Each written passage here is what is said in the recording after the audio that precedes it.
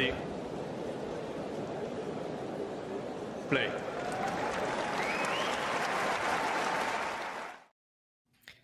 Hello, everybody, and in particular, hello, Owen, who is, am I right, East Coast US? Yes. Damien, who's in sunny Poland. I don't know if it's sunny. It's definitely muddy. It's definitely rainy, but it is Poland indeed. And Vanch, who is in certainly sunny California. Yep, it is quite sunny here. Good. I was wondering if I was going to commit an own goal there, and you were going to say, actually, today it's raining, but I don't know. How often does it rain where you are, Vanch, by the way? Not very often. We really don't get more than 10 inches of rain every year, and really only in January and February and some of the days. Rest of the year, very dry and sunny. Wasn't there a day at the tennis this year, a tournament, and suddenly it started raining, and everyone's like going, what on earth is this stuff coming from the sky? Yep, the San Diego Open. Particularly that Saturday, the semifinals, I was there. It was raining the whole day. It was never seen anything like it in October. Cool. Hi, Zoltan. Nice to have you on board today. By the way, for those of you tuning in and wondering what the hell we're going to be talking about, we're going to be talking about matches of the year, but more specifically, we're going to be talking about matches that I didn't do in the series of 7. You'll see the series of 7 matches shooting across the bottom of the screen to remind both me and my 3 guests, but also you, the audience, for you wondering why we didn't talk about Sinner Alcaraz at the US Open today. It's already been done. Check it out. I had a chat with Gil Gross about that a week or so ago, or at least it went live a week or so ago. So check out all the episodes in the series. But for today, we're going to be talking about matches that I didn't include, and there's various reasons for that. And let's just have a quick look at some of the matches. I saw that Vanch sent me in a message earlier. Let's begin at the beginning of the year in terms of the Australian Open.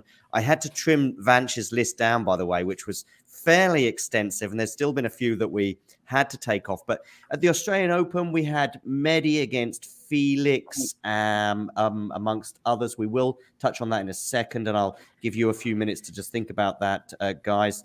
We've also got Osaka, Anisimova. I think we're going to go in a bit of a deeper dive about that one. I'm actually just going to mention Alcaraz Berrettini, by the way. 5 sets, super tiebreak. But let me tell you now, guys, I'm not even sure it came in the top 5 for Alcaraz this year or top 7 for Alcaraz this year. That's how good an unbelievable year he has had.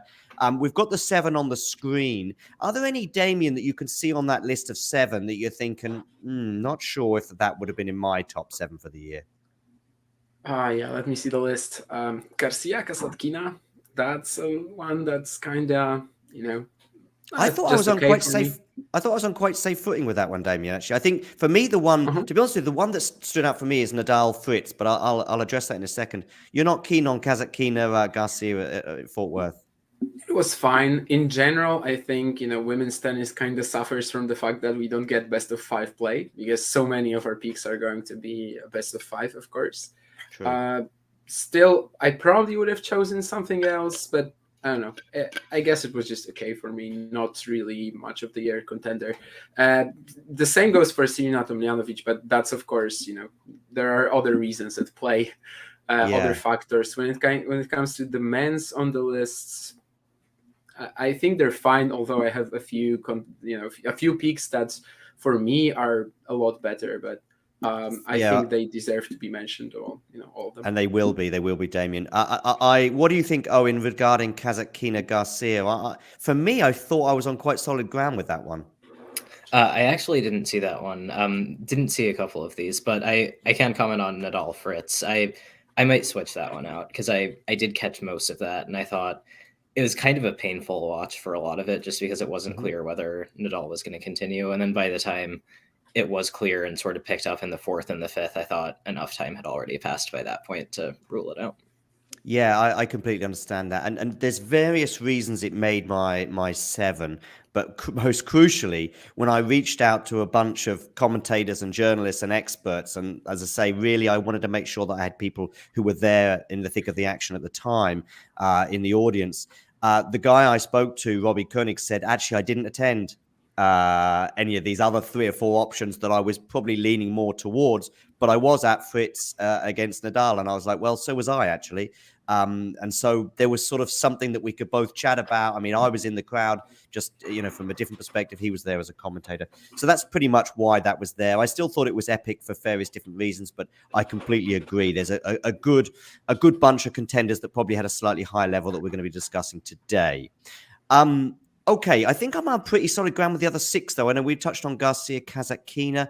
Vanch, are there any other sort of in there that you think? I mean, Nadal, Medvedev, and Sinner, Alcaraz are just obvious ones. I wanted to get a few women's ones in there. Swiatek Krejcikova, I think, was probably the highest level of the year, but I don't know if you've got any other thoughts on that, Vanch. Yeah, no, I picked Swiatek Krejcikova for my match of the year as well. I thought that was really high level throughout all 3 sets. It was the only final that Iga lost all year. But in terms of the majors, there were actually more matches of the year on the WTA outside of the majors this year. And maybe the ones that I can think of in the majors were like Muguruza Kvitova. I thought was very good at the U.S. Open, round 3, and then I think at the Australian Open, Amanda Anisimova against Naomi Osaka, round 3, where Anisimova ended up saving a couple of match points, and the winner of that would have also played Barty. So I thought that was a good storyline then.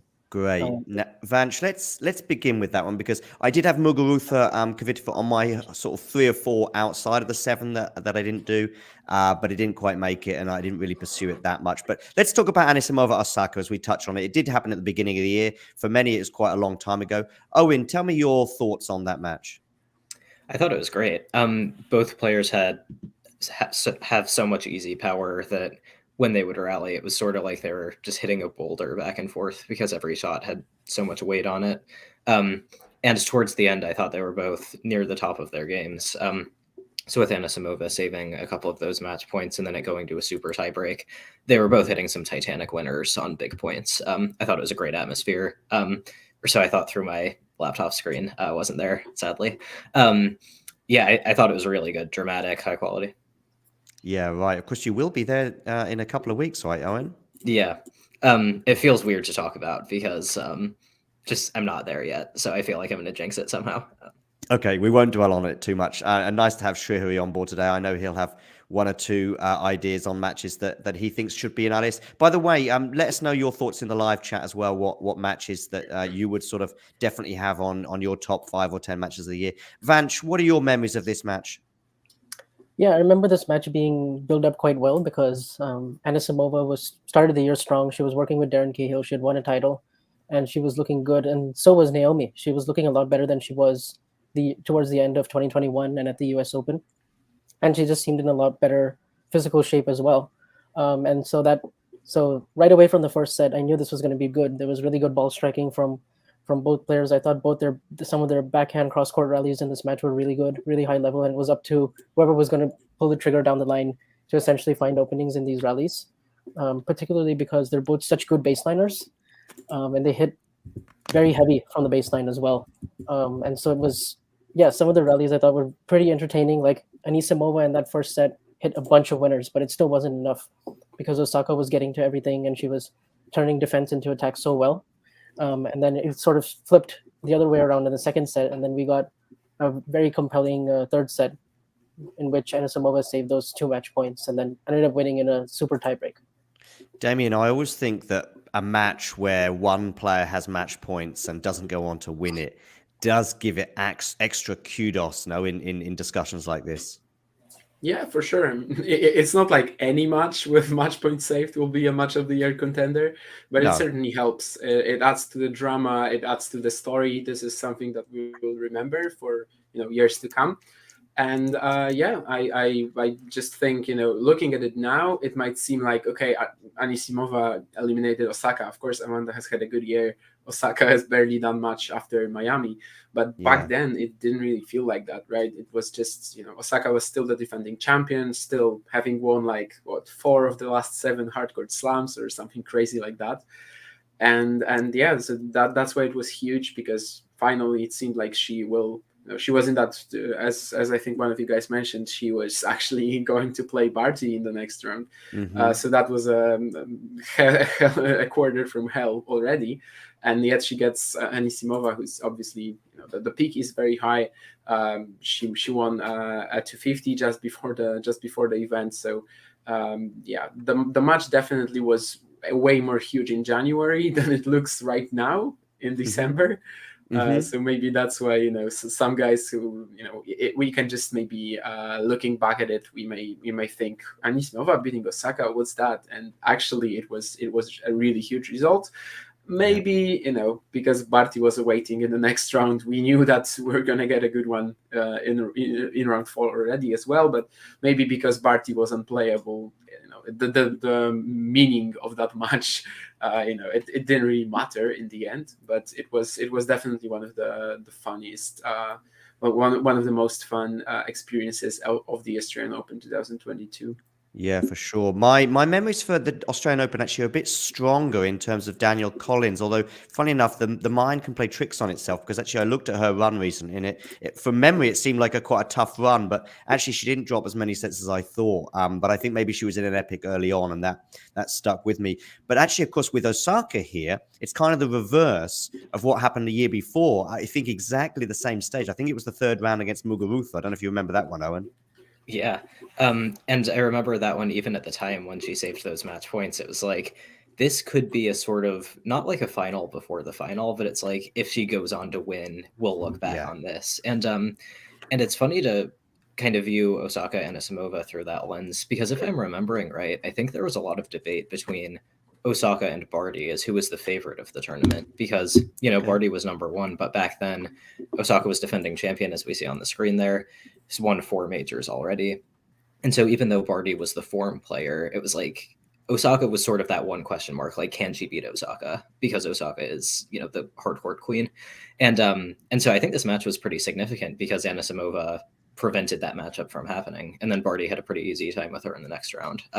So I kind of wonder if this match also had ramifications for how the year ended up going. Is there any awareness about Osaka, and is she going to Australia? Does anyone know? Go on, Vanch. I think as far as I know, she's on the list, but Okay. I don't really know too much else. Okay. Yeah, I think we would look through Osaka against Anisimova as well a year on through a very different lens, and knowing what happened in terms of Barty's fairly easy run to winning that tournament. I think we would probably view this match slightly differently, perhaps, in terms of Osaka, and that's how it is. But listen, let's move on. There were other matches at the Australian Open. I can see Shrihari mentioning Felix Medvedev. I think that definitely needs to get a mention. 5 sets as well, and another match, of course, that had match points in it, but ended up being won by the other player, if you like. And I think Medvedev, of course, had he gone on to win the title, and it looked like that at various stages that he would, that would be a match that he would have gone on to look back on. Vanch, any memories of Medvedev Felix? Yeah, I remember this one having so much drama in it because, and obviously you had the backstory of Medvedev beating Felix very easily at the ATP Cup. It was like 4-0, and it was not that competitive. And they played the year before in the U.S. Open semis where Felix had a chance to make it 1-all and had a set point and missed a really easy volley. Otherwise, that match might have played out very different. But this one, it was Felix who came out playing super well, serving extremely big, really good first strike tennis, but also hanging with Medvedev in the baseline rallies and using his inside-out forehand really effectively and hitting with a lot of precision, and had to hit many lines to win points against Medvedev's defense, but managed to do so, and was playing a very complete game overall for 2 sets and really flummoxing Medvedev, particularly when it looked like in the first set Medvedev might win the tiebreak, but didn't really pan out that way, and it remained competitive all throughout the 3rd set as well. And he even had a break point to potentially finish the job in straight sets, which would have been like one of the biggest upsets considering where Medvedev was at that time in his career, and was probably the favorite going into the tournament. Especially once Djokovic wasn't playing it. So from that standpoint, it was quite huge, and Medvedev had to fight against his opponent, and the crowd even at times got quite a bit involved. I seem to remember, at least watching on the TV screen, that's what it looked like.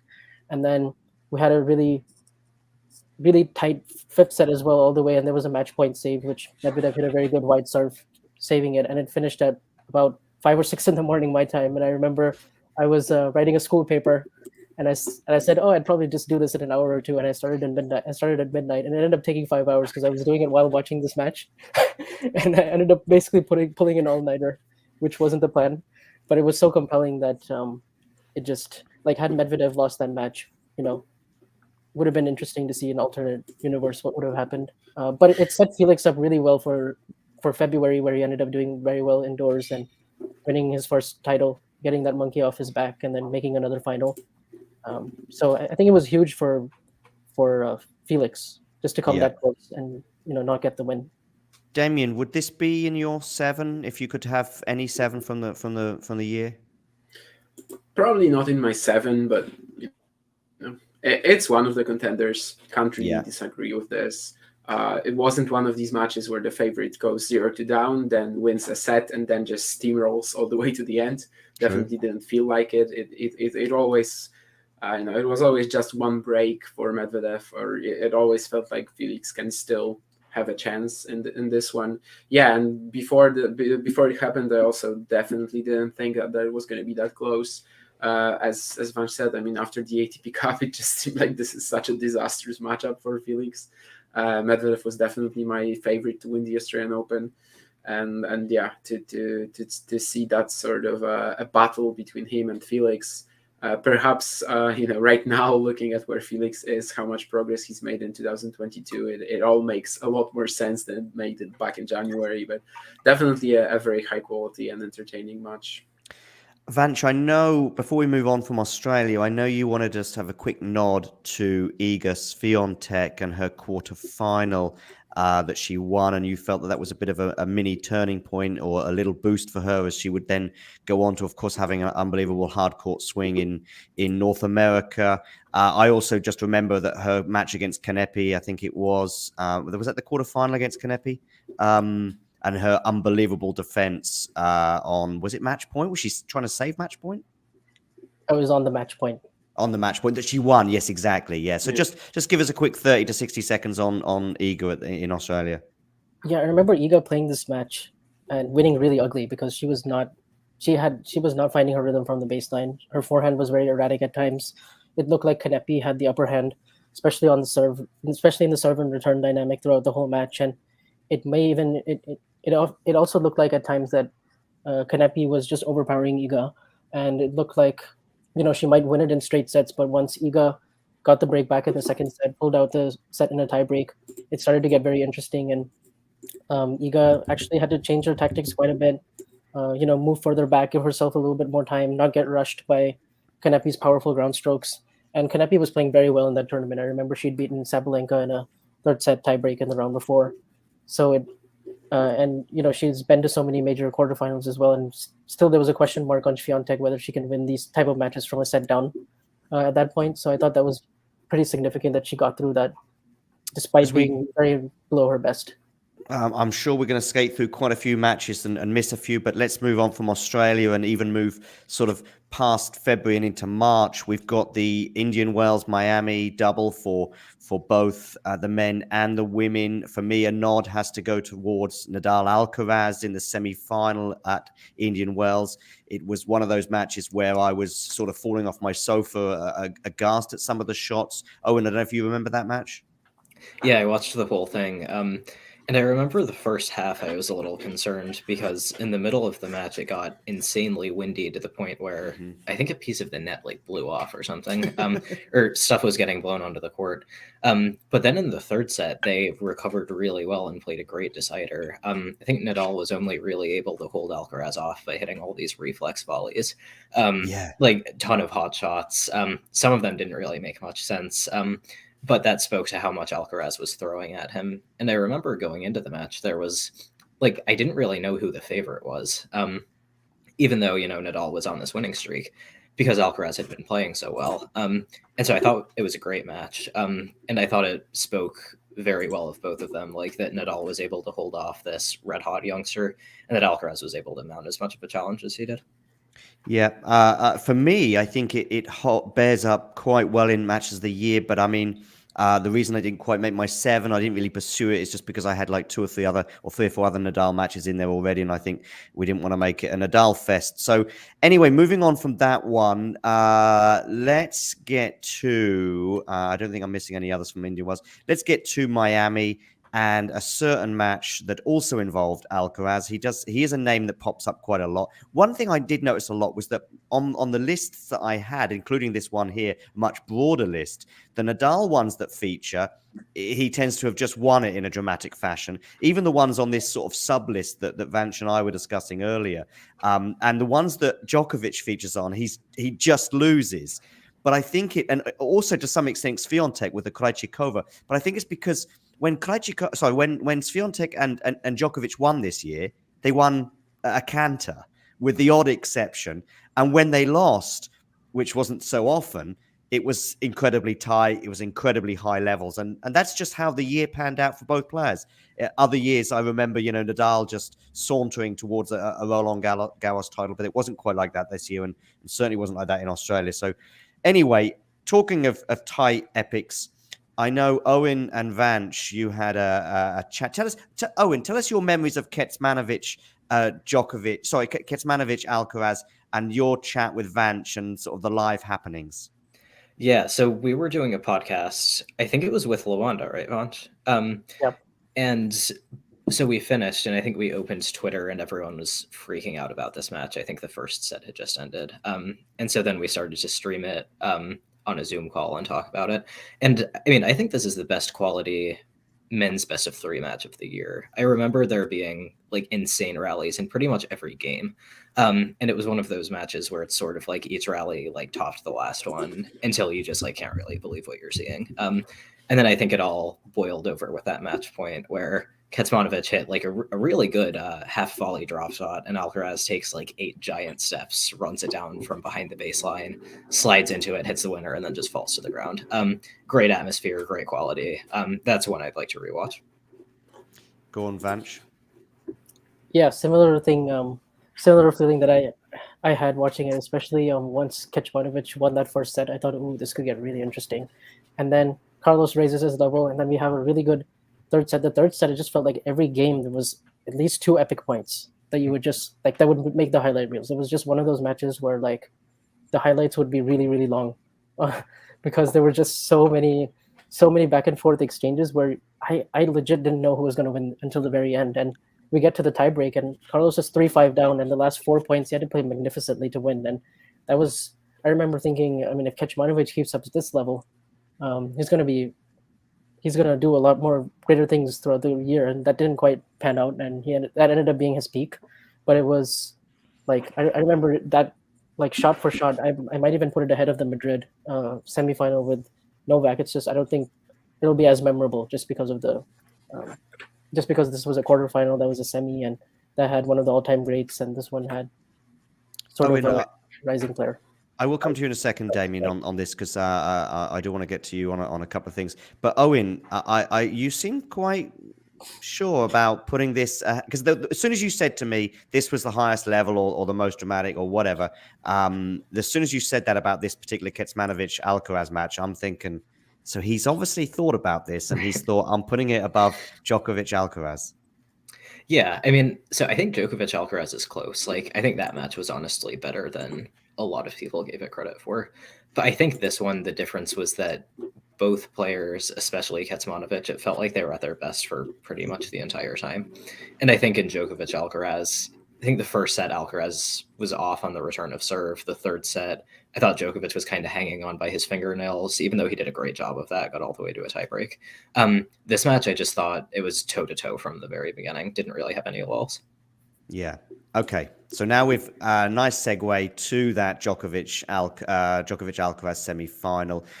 Damien, this for me, before we do go on anyway, or at least in terms of talking about this match, this was the one I tried hardest for to get on my list. My list was sort of gradually expanding. I had 4 or 5 pretty much all lined up. I managed to get a 6th and a 7th with various people. But trust me, there's not a single Spanish journalist that exists that I didn't at least try and reach out to try and get hold of for this episode. But for one reason or another, it just didn't work out. It was the one I was most desperate for, if you want, because I think for me, it's the one that I thought I might get the most criticism for not having on the list. Do you understand that, Damien?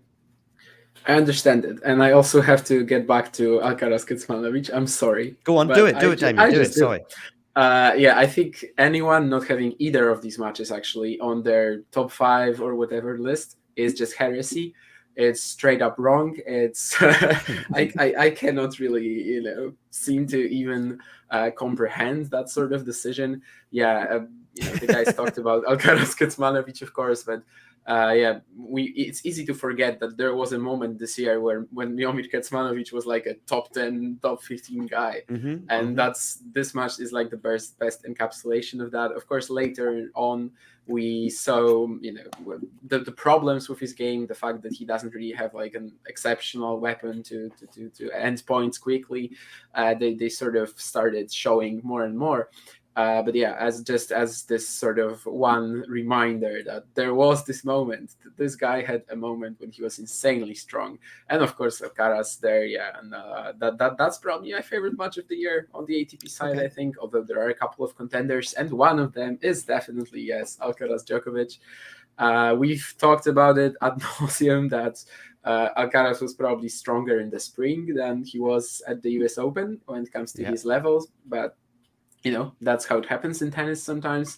And that semi, of course, the storyline was amazing with him having just beaten Nadal, which is crazy too. That match probably wasn't dramatic enough to get into the top 10, top 20 lists. Of course, it's probably not as good as their Indian Wells one. And then he plays Djokovic, another all-time great. And it turns out that they're so evenly matched at this point in time. That's probably also the best that Alcaraz's backhand has looked like ever. And for 3 hours and 30 something minutes, it held up beautifully. Fantastic rallies in there. Of course, a tight finish as well. That's probably my favorite ATP match of the year, or maybe Alcaraz Kecmanovic. I don't know, but it has to be one of these two. I really, if you watch one of these, either of these, how are you going to argue against? Okay, Sinner Alcaraz. Okay, generally speaking, Alcaraz, he played the best matches this year, and against Kecmanovic and against Djokovic, these are one of them for sure. Yeah, definitely. I mean, listen, Damien, the problem for me with Kecmanovic is I didn't watch it, and it would have been a lot more work for me to then go over as well as trying to find somebody. But I completely agree. I think if you want to have the highest level, I mean, Djokovic Alcaraz was one I was desperate to have, but I thought let's do this show so that way I can fill in a few gaps. But by the way, there's going to be a challenger match that Damien, you're going to say, what about this one? You didn't have that one in the first round in Katowice. And I'd be like, oh, sorry, Damien, I did miss that one. It wasn't on my list. But listen, Djokovic, Alcaraz. If you said to me, one image, one thought, one moment from the whole match, and normally it's match point or the deciding set tiebreak from that entire match. But if you just said to me, John, just what's your first thought? It's actually this. I'm going to hopefully just share at least a still from it on the screen. Just give me a second. Can you all see this on the screen, by the way? Yeah. So it's the set point. He's about to break. Well, he's trying to break serve 15-40 and just sort of grab this set. And it's obviously there's been some epic moments just prior to this. But my image was of him being. I mean, obviously he ends up pretty much on the side of the court to win this point. And I don't know why, but this just sort of encapsulated everything about this match and everything about Alcaraz. If it's possible to encapsulate someone with such a variation in his play. What are your memories of this match, Vanch? Yeah, I remember it being extremely epic. This point is a good encapsulation, I think, because Alcaraz goes for the backhand drop shot down the line, and then Djokovic chases it, comes up with a ridiculous angle, and then there's just like this burst of energy. Like, is Alcaraz going to get there? And then he not only gets there, but he pulls off this fantastic winner on the stretch. Super adept at doing that. And then I felt like his serve in this match really was impressing me because he only got broken once against one of the all-time greats, and like his kick serve was actually doing damage to Djokovic's backhand return. I thought that was a major dynamic, especially once he lost that first set, he also had to save a couple break points in the second in 2 different games, and he came out on top. And then the tiebreak that he just played was just fantastic. He had 3 winners in that tiebreak, and really got the better of Djokovic. And Djokovic was playing well in this match, the best he'd looked all year up until that point. And so yeah, I thought it really had the goods to be very, very memorable. And also you had the fact that no one's ever beaten Nadal and Djokovic back to back on clay before, so he becomes the first guy to do that. And as a teen. Yeah, and you could say, like, for the first time all year, you could say that all 3 of these guys were pretty close to their best in this one tournament. And you can't really say that for a lot of the tournaments this year. Maybe Roland Garros, but it's like it's either this or Madrid. And so I thought this was a really this was the most impressive run, I think, to a title. Yeah, I heard you say that a few weeks ago, Vance. The only thing I would say against that is I just think Nadal was sort of easing himself back into it and hadn't really been playing well since Indian Wells, really. I mean, by the way, there's not many matches between the two, but yeah, I get your point. And they were certainly purring to some extent, and certainly these two were purring that day. Owen, have you got anything to add to this Alcaraz Djokovic loving? Yeah, I have a lot of opinions or things I want to say about this one. I was rewatching part of it last night. First, I have a question for all of you. So, we know Alcaraz has great defense, right? I want you to guess how many forehand winners Djokovic hits in this match. 3.5 hours. It's clay, but it's quicker in Madrid. How many forehand winners does he get? 4, 7. I don't know. 8 or 9. 6. Okay. I mean, I went low because, of course, I can tell the nature of the question. Yeah, you could tell that it's not going to be much. Yeah. It's not going to be many. You're not going to say 12 or something like that. By the way, just a complete side issue. If anyone ever says to you, I went to London, by the way, and you'll never guess how expensive it is. You'll never guess the price of a beer. Go over the top, because then you ruin the joke or ruin the story. If you go $30 and they go, well, actually, it was 18. You go, oh, not too bad, actually. Yeah. But yeah, I mean, Alcaraz limits Djokovic to an average of 2 forehand winners per set. And these were long sets. There's a point. Alcaraz is serving at 4-all, love 30 in the third set. Huge point. Djokovic slides into a backhand down the line. It's great. Puts Alcaraz on the run. Makes this sprinting get with his forehand. Leaves Djokovic with kind of a forehand put away. And he slams it into the net. And I think the reason why is because Alcaraz was covering the court so well this entire match. You can blame him for missing that, but I don't think it was going to be a winner because he was struggling so much to hit through Alcaraz. Alcaraz totally took the drop shot out of the equation as well because he was getting to everything. So Djokovic just stopped hitting drop shots. Can't remember the last time he did that. And so I love this match just for the way that Alcaraz forced Djokovic out of his comfort zone, because you see that so rarely in any set of conditions. Definitely. Damien, anything to add? No, I think we can go to the next one. But this definitely belongs on the list. I understand why you didn't have it, but you wanted to, so we're fine. I desperately wanted to, and to be honest with you, it not making my list meant I had to do this show. I just had to.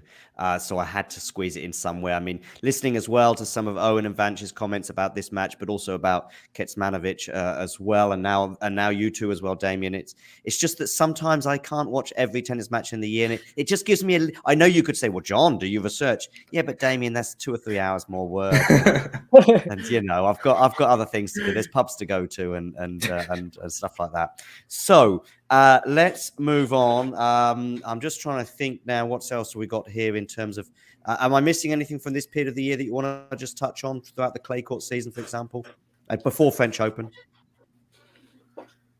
Let me check. I think Rome, for example, Monte Carlo. Yeah, Tsitsipas was involved in a couple of good matches at Monte Carlo, wasn't he, Damien? Yeah, it wasn't memorable. His run, it wasn't memorable, although there was this match against Schwartzman, but it's not on my match of the year list. No, good. The only I have before the French Open, I think, is the Strasbourg final between Kerber and Juvan. Okay. I think that's probably one of my favorite WTA matches of the year. Over 3 hours as well, 3 tiebreakers, and one of these very few examples we had this year of Kaja Juvan having insane potential. I think since that one, she's won 3 matches. which is just crazy if you think back to how she played in that final. Also, how Herbert is still able. Well, right now, of course, she's pregnant or something, but she was still able to play such good tennis on her worst surface statistically, and of course, it's her worst surface by far. And that's probably one of my favorites of the year. And it's probably not as it's probably quite well known given it was a final, but maybe it didn't come in a big event, but I think not many people remember that, but at the time it made quite an impact, I think. Yep. A quick nod, but nothing more, I think, for Nadal Goffin, which I think just gets a nod because of the epic tiebreak. But I think round 3, Madrid, and all the other things that happened this year, particularly even in Madrid, that has to just get we just move on. Listen, Paris, Roland Garros, what have we got here? Oh, Nadal Felix. I mean, probably in the 5th set, Nadal had to play his absolute best, and he did. And Felix basically didn't do anything wrong. But what can you do when Nadal plus his best at Roland Garros? Well, there we go. Anyone want to say something about this particular match? Yeah, I actually got to watch most of that 5th set from the stadium. Okay. And that was a pretty special experience because I think, like you said, I think Nadal really did peak. I think he hit like 15 winners and 4 unforced errors in that set. And Felix was able to hold on to his serve until 3-4 when Nadal played basically a perfect return game. So that was a very exciting set because at least, maybe I was just caught up in the drama, but at least at the beginning of that set, it didn't feel like a given to me that Nadal was going to win. And I really wanted to see Nadal Djokovic in the next round. So I was very invested. I think that was probably one of the best 6-3 sets of the year, certainly. Yeah, in terms of quality, and certainly that deserves to get a mention. But I think there were dips from Nadal and perhaps even to some extent Felix, but particularly from Nadal, that suggests it probably wouldn't really come in a top 10 matches of the year. I think we can move on from the French Open actually, because I mean we obviously covered Djokovic, Nadal in depth. I've got one I wanted to mention from the French as well, and it's Cilic against Rublev in the quarterfinals. Oh yes, yeah, no, that was exciting. Yeah. It went, I think it was a bit up and down. Like there wasn't really a moment where they both peaked. Of course, they both have such insane forehands, and at various times of the match, they just dominated with them. And but then the 5th set came, which was probably the tightest, and I think just drama-wise, and then that perfect 10-point tiebreak from Cilic. I honestly would struggle to name a more perfect 10-point tiebreak by anyone. Of course, I'm not talking about drama and epic because it was 10-2, I believe, but just the quality, the performance of one player. I also just saw that there was one comment about Alcaraz Ramos Vinolas, which maybe the quality was maybe a little weaker than in most of the matches that we are talking about. But I think it was very memorable for sure. One of these matches where Carlos struggles against someone, just really making him play and giving him an unpleasant ball, but he came through. And at the time, I guess we thought that it would have more implications for the future, right? Because maybe he would play Nadal Djokovic in the semis. He didn't, but yeah. Alcaraz was involved in quite a few. I mean, we've already mentioned him several times, not just in epic matches, but he was involved in quite a few. Not slogfest, that's the wrong word, but 5-setters early on in slams as well. I mean, I remember him playing Cilic in 5 sets, albeit, 4th round is not super early on, but we've got this one here. We've obviously got him losing to Berrettini as well in Australia. So it's never easy with Alcaraz one way or another. Anyway, French Open, I think, I'm not sure if there was anything else. Just quickly on that Cilic tiebreak. I was watching that on a big screen outside of Roland Garros, but you weren't inside, were you, Owen? I think I might have watched that with you, or at least you might have watched that with me. Yeah, because we did meet outside the big screen. Yeah, we did. I knew we met that day, but I wasn't sure whether we were together right at that exact moment. Yeah, the days are fuzzy in my head as well, just because there's so much going on. But I think that might have been it. We certainly met that day, and quite possibly, and probably, we were so busy talking, and we thought, well, tell you what, we'll let Damien watch this tiebreak, and we'll talk to him in 6 months about it. So anyway, we'll move on from Roland Garros. Wimbledon and the grass court season. I'm sorry, grass court lovers. I just find it's a lot more difficult to pull out amazing matches. A quick nod to Serena against Tan. I was actually in the stadium for that match at Wimbledon. I think it wasn't the highest level, but there was drama. There was the Serena narrative. At that time, we didn't really know about her retirement plans, but it was certainly on the horizon. But I tell you what I liked about that in a way, in terms of the epic drama elements to it. Really, there were lots of moments when I thought Serena was in trouble, but there was also lots of moments in the third set when I thought she's got this done. I think she was serving for it. She was also 3 or 4 love, I think, up in the tie break. There was obviously the deciding set tie break, so it went to 10. But there were some errors. I remember a drive volley from her, I think, at about 4 love that she probably should have won. And the atmosphere was insane. So a quick nod for that. Are there any grass court matches, Vanch, that I'm forgetting? I thought there were a couple of good ones on the WTA. I thought Tatiana Maria was a pretty good story. Getting to the semis, she had an insane match with Ostapenko in the 4th round. I remember seeing some of that.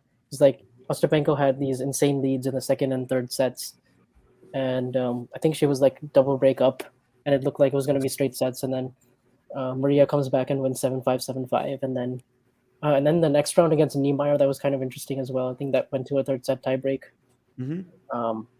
And then, yeah, I think that's about it on the women's side.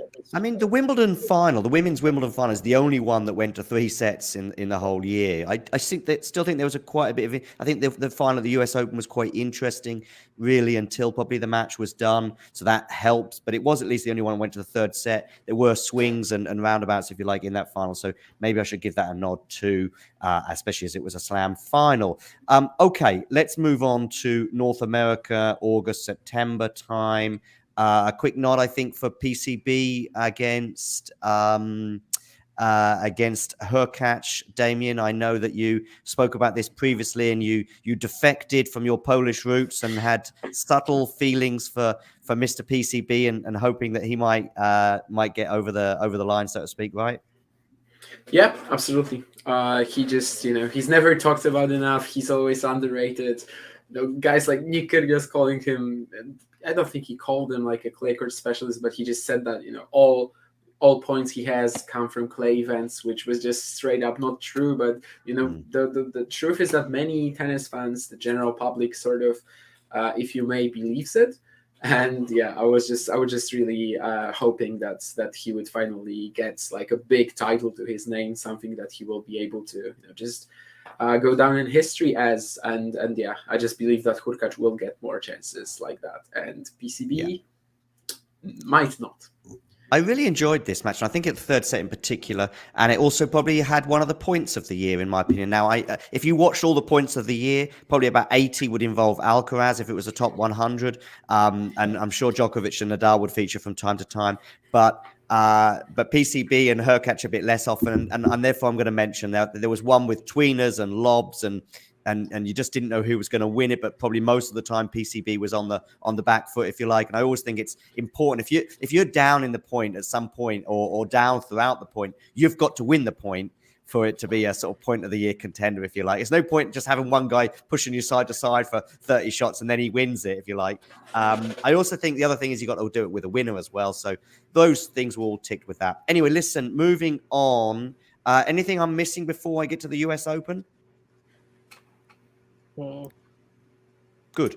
Kvitova Muguruza was one that I did sort of try a little bit for my series, but didn't have any luck on, mainly because, of course, it goes to a 3rd set tie break. I don't know. I always had a feeling that Muguruza might not win this, and it didn't. It turned out that way. Sorry. Who watched this one, by the way? Anyone?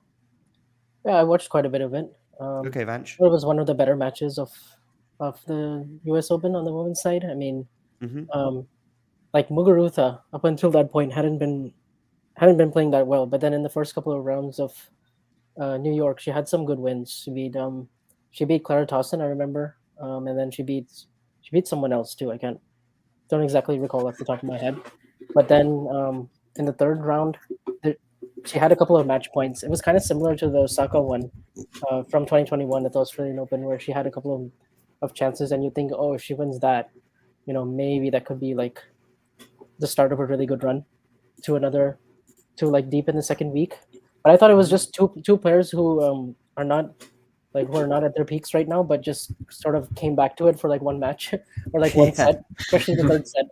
So it was, it's always cool to see that. And then I just remember the tiebreak being super dramatic, and Kvitova hit this amazing forehand winner on like match point, saved a couple of match points, all with winners and aces. So it was all, it was like two players like just redlining for like a whole super tiebreak, which I thought was great. Kanepi as well, Sabalenka needs to get a recognition. It wasn't the highest level, but I think anyone who's 5-1 up in a deciding set and doesn't go on to win the match, and there was match points and there was drama, and Sabalenka often brings drama to the table one way or another, and I'm just going to have a quick mention for that. And I think the Sabalenka-Swiatek semi-final, probably as close as anybody, took her in that tournament or the French Open, the two that Swiatek won this year. I mean, she was a break-up Sabalenka in the third set. I think she brought it, and sometimes she doesn't in these biggest matches.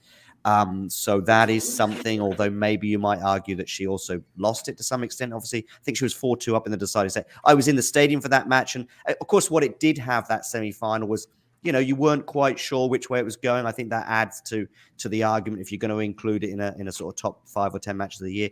Owen, have you got any memories of that semi-final? Yeah, I remember watching the end, and I sort of had the same thoughts as you. Like, I didn't know which way it was going to go. I think if it had happened on clay, then maybe there's more of a sense of inevitability that Swiatek is going to turn it around. But I think on hard court, she hadn't really been at her best earlier in the tournament. A redlining Sabalenka is very, very difficult to deal with. But I remember in those last 4 games, Iga just locked down. And there was a point at 4-all, I think she was serving 30-15, and she lost the point, but she made a couple ridiculous gets, made Sabalenka hit 3 or 4 point shots that should have ended the point.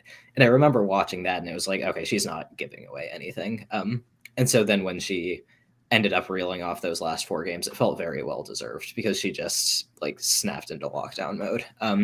I was just very impressed with how she won that tournament in general, because I think those last 2 rounds at Roland Garros, she was just at her dominating best. But the US Open, I think she had to struggle with her BRC game a lot more.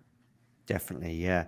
Okay, I'm going to move on because we've got 1 or 2 other matches I want to get into in a bit more detail. A quick nod, perhaps, for a 2-set match on the men's side that didn't get into a third set because, unfortunately, Medvedev had to pull out injured. So that's never going to make a top 10 matches of the year. But I know Vanch sort of just had a quick nod for that one, for the 2 sets of quality we saw between Djokovic and Medvedev in Astana, I think it was. Also, moving on to Paris Bercy, I think the Tsitsipas Djokovic match gets a lot of love. I probably don't give it as much love as some people do, just because I think there was an air of inevitability about it, even when Tsitsipas was a mini breakup in the tiebreak. Damien, have you got any thoughts on this semi-final? No, I'm just laughing because I guess you just hate Tsitsipas. No, I also don't think it was one of the best matches of the year. I do have to give a nod to one pre-Paris, post-US Open match, which was Rinderknech beating Carreño Busta in Gijón. That crazy tiebreaker, not super tiebreaker, but that crazy tiebreaker at 6-6 in the third. Of course, a big story as well with Rinderknech talking about his grandma, I think, who died just a couple of days earlier, and he said that he was playing for her that week. That I think he missed the funeral because he had to go to Gijón. And even without that, of course, that was the craziness that the guys were coming up with on all of the match points. I think there was like multiple passing shot winners on match points for both guys, potentially even. And yeah, that's actually one of my favorite ATP matches of the year as well. That one will not go down in history, I know that. But for now we can keep talking about it and maybe just preserve its the memory of it for a little while longer. Yeah, Djokovic Tsitsipas, I'm also not super crazy about it. For the first set just looked completely like their match in Astana, where it seemed like indoors Djokovic is gonna kill Tsitsipas every single time. The serve just crashes the backhand return and that's it. And then suddenly it kind of went a little awry for Djokovic, and I just don't think it's much of the year quality. Don't Damien, think it's as good as most people think. Did Rinderknech save a load of match points in 2 or 3 matches in a row or something? 2 or 3 matches in a row, I don't know. maybe I'm getting confused with a different player. It might have been somebody else, but I thought it was Rinderknech. But they kept playing matches at various At tournaments least and saving match not points. in Gijón, maybe in another event, but not. I thought maybe 2 or 3 tournaments in a row. But listen, somebody will be correcting me in the live chat or elsewhere on that one. But listen, let's move on, because I do want to just say that Paris Bercy. Okay, before we get to the final, I'm just thinking about it now. There's a good, strong argument to say maybe that was the best Masters 1000 tournament of the year, maybe the best tournament of the year, just because we had the narrative with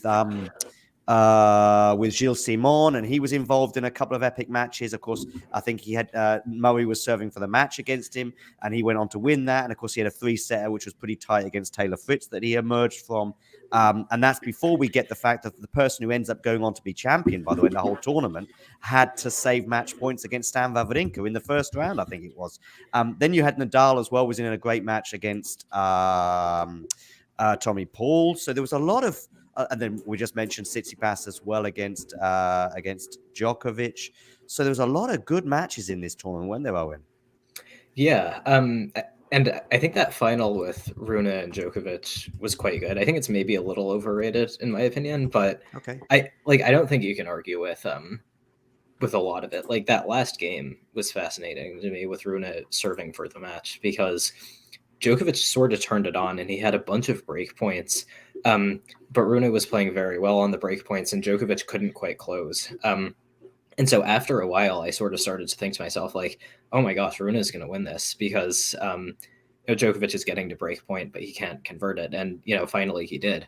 And I think sort of similar to that Alcaraz match in Madrid, that's not the kind of match that Djokovic loses. Like, you can point to the fact that he had an exhausting semi against Tsitsipas, but when it goes long, when he wins the first set, when it goes deep in a third, Djokovic seems to get it done every single time. And I think this year, like against those two young guys, he didn't. And I think that speaks very well of their futures, that they were able to beat him in that way. Definitely. Nice, by the way, good one here, David Fokina against Hurkacz at Wimbledon. That was a pretty special one. Yeah, I agree. But of course, as you mentioned, Djokovic doesn't normally lose in this manner. I think he'd never lost a Masters 1000 final, having won the first set. By the way, I do think this match, if it wasn't the match of the year, and I probably agree with you there, Owen, I've actually sort of reevaluated. I think I had a bit of recency bias, and I probably had it on a par with Djokovic, Alcaraz. But let me finish my sentence, audience. I have very much reevaluated that since. But it certainly had the game of the year, Vanch. Do you think there's a good shout to say had the game of the year in the last game of the match? What do you think, Vanch? Yeah, I thought the last game was quite compelling. You can't really argue with the quality there. I mean, Djokovic had 6 break points, and I think he made like 3 of them. Rune was super clutch, and then 3 of them, I thought Djokovic missed a makeable shot. And there were also times in that match in the third set, Djokovic up a break. He had this easy put away volley, and he just sort of, gave it right back to Rune, and Rune was able to get on top of that rally and was a little bit uncharacteristically clutch throughout the whole match. I think he had 3 break points at the start of the second set as well. So I just felt like, and then Rune deserves a ton of credit, because to close out that last game is super impressive the way he did it, and to beat 5 top 10 players. But I definitely agree with Owen. I was very shocked when it came out that it was number 1 on Tennis TV's list. Like, they had Kecmanovic Alcaraz, and then they had Djokovic Alcaraz, but they had this one at 1, and I was just like, oh wow, some recency but bias. is that amongst Masters matches or matches that they cover and stuff like that? Yeah, non-major. All best 3 matches. Okay. Yeah, that's a little on the ATP side, probably a little bit optimistic. Damien, what are your thoughts on this final? Yeah, I think they also had Sinner Carreño Busta from Miami on that list, which to me was just what? I mean, it was a decent match, saving match points, of course. Yeah, that, as we said, that's always a sort of a benefit, but nah, I mean that was just a very mediocre ATP match. Having it at number 5 was crazy. Yeah, Djokovic Rune, not my number 1, but it certainly deserves to be mentioned. I fully agree that was the game of the year. This is the kind of situation where usually the young gun breaks down and Djokovic wins the tiebreak, making no unforced errors. That didn't happen. I would sort of agree though that on some of these breakpoints, it was Djokovic who made the mistakes, which is a bit uncharacteristic, I suppose. But yeah, definitely as a whole as well, like that Rune Paris 1000 run if he goes on to win slams in the future to become number one, this is the tournament that we're going to be talking about for years to come. And just for the fact that he beat 5 top 10 players to win a Masters 1000 event, which is basically like it's impossible to do, really, because how many times are you even going to face 5 top 10 players on the way to the title? You probably can't be a top 10 player yourself. So that's that might be a record that really stands the test of time, and as a closer to that brilliant run, I think that match was worked very well. Yeah, I think what I like about that final game, perhaps, is that that you're right. There's probably some moments where the quality wasn't at its highest. I mean, actually, Rune did double fault on one of his 2 match points as well. So, and yeah, it's just because it was one of those 15-20 minute games, if you like, and so on and so forth. By the way, I think Game of the Year on the women's side may well have been in the Kazatkina Garcia match, but we've already got that in my list of 7, so we won't dwell on that. Anything else we're going to add before we close this up? Owen, any final thoughts? I think for Game of the Year, Nadal and Medvedev had one in Acapulco in the semis. Okay. I think it was Nadal serving 3-2 in the second set and saved like 7 break points. It was 20 minutes or something. So I just have that as a candidate. But besides that, yeah, I think we covered a lot. Yeah, I do too.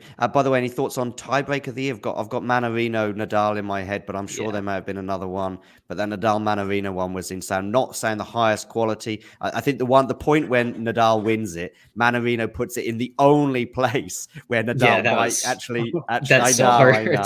I know. But anyway, Carreño Busta neck was up there as well. Again, I would have to say the same. Yeah, I think that was the tiebreak of the year. Okay, cool. All right, well, thank you for stopping by, everybody. For those of you that tuned in, nice to see Ashley just joining the party there as well.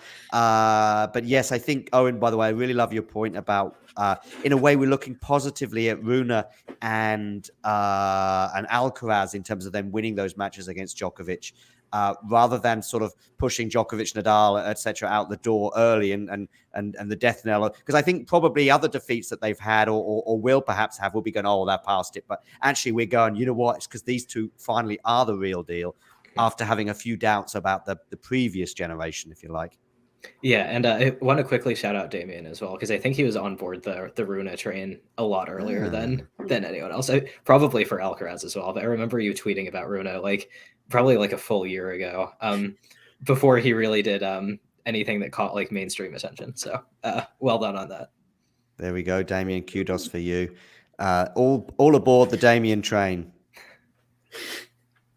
All right, listen, thanks, Vanch, for stopping by the way. It's been great having you on board again, and I really wanted to have you three for various different reasons, but mainly because you had a good knowledge about all these matches. But I really like the story of you and Owen while you're doing a podcast, and Kecmanovic and Alcaraz are tearing things up. So thanks for coming on board today, Vanch. Yeah, pleasure as always, John. Happy to do it again. Great, wonderful. And to the rest of you and the world that decided to tune in today, I'm going to leave you with this little goodbye message, and the rest of us will sail off into the sunset, whether that be on eastern side of the US or in California or deepest, darkest Poland. If you enjoyed this video, make sure you hit that like button. Don't forget to subscribe and click that notification bell so you don't miss out on all things tennis.